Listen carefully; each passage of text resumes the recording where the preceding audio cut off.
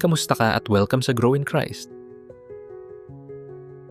Para mas lumalim pa ang faith mo kay Lord, mag-subscribe ka na para updated ka sa mga bagong videos dito sa channel na ito.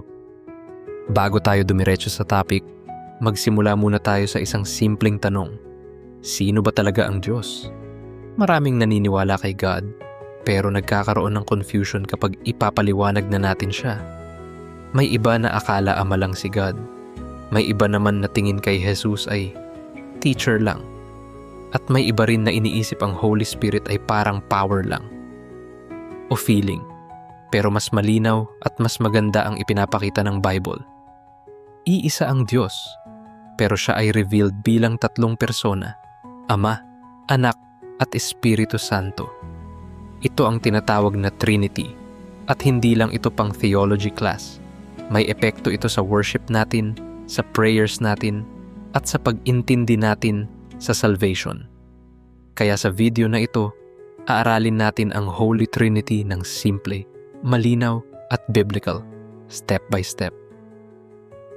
Ang Trinity ay ibig sabihin, iisa ang Diyos, pero siya ay umiiral magpakailanman bilang tatlong persona, Ama, Anak, at Espiritu Santo. Ito ang balance.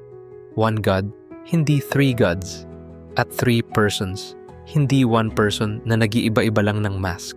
Hindi ipinapakita ng Bible na parang role-playing lang si God. Sa halip, makikita natin sa scripture na ang Ama, Anak, at Spirit ay tunay na magkakausap at magkaka-relate bilang persona. Pero pare-pareho silang Diyos. Hindi natin kailangang isolve ang Trinity para paniwalaan ito.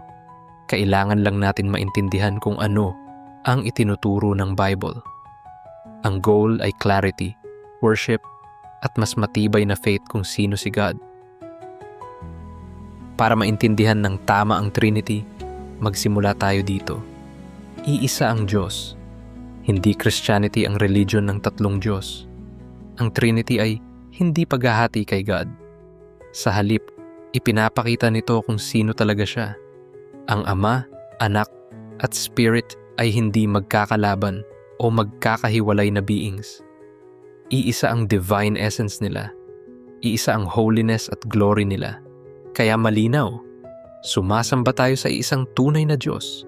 Hindi siya option lang, hindi siya halo sa idols, at hindi siya napapalitan. Ang Ama ay malinaw na Diyos sa Biblia. Siya ang source ng all things, creator, at siya rin ang nagplano ng salvation. Sa Gospel, madalas nating makita na ang Ama ang nagpapadala sa Anak. Hindi dahil mas mababa si Jesus, kundi dahil coordinated ang work nila in perfect unity.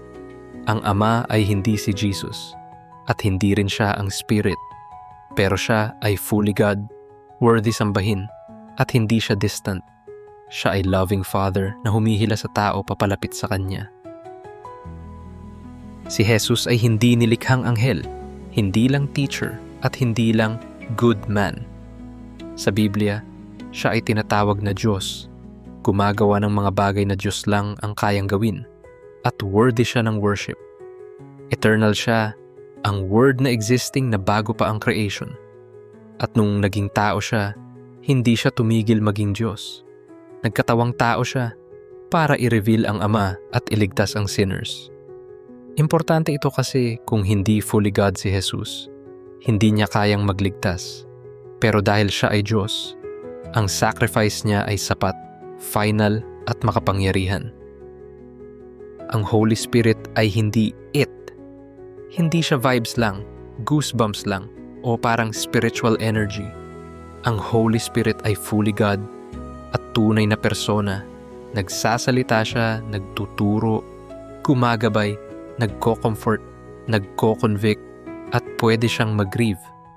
Hindi lang siya pang feel close kay God. Siya ang nagdadala ng presence ni God sa buhay ng believer. Siya ang nag-a-apply ng ginawa ni Jesus sa puso natin. Nagbibigay ng new life, nagpapalakas ng faith, at hinuhubog tayo para mas maging kagaya ni Christ. Itinuturo ng Trinity na ang Ama, Anak, at Spirit ay distinct persons. Hindi lang tatlong pangalan ng iisang persona. Pinakamalinaw ito sa baptism ni Jesus. Si Jesus, anak, ay nasa tubig, bumaba ang spirit na parang dove, at nagsalita ang Ama mula sa langit.